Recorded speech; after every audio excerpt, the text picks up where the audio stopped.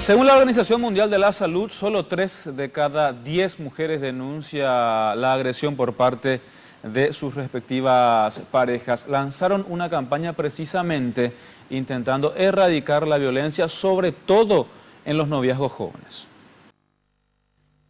Los datos de la OMS son contundentes y a nivel mundial revela que cada 10 adolescentes, 7 consideran normal ser víctimas de violencia durante el noviazgo y lo mantienen en silencio. Estas son las actitudes que no debe tolerar las adolescentes.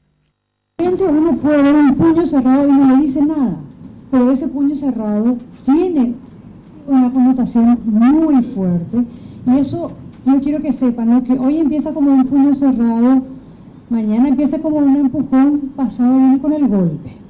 La campaña Noviazgo sin Violencia pretende llegar a los estudiantes secundarios para concienciar sobre la importancia de poner fin a la violencia de género. Para eso, la educación es fundamental. También tenemos la evidencia a través de la Organización Mundial de la Salud de que programas escolares destinados a la prevención son realmente eficaces a la hora de desaprender una conducta que no es una conducta innata en el ser humano. O sea, la violencia no es innata, se aprende, se reproduce, se tolera. Las mujeres víctimas de violencia pueden acudir al Servicio de Atención a la Mujer sobre la calle Presidente Franco, esquina Yolas, para asesoramiento y contención psicológica o llamar a la línea 137.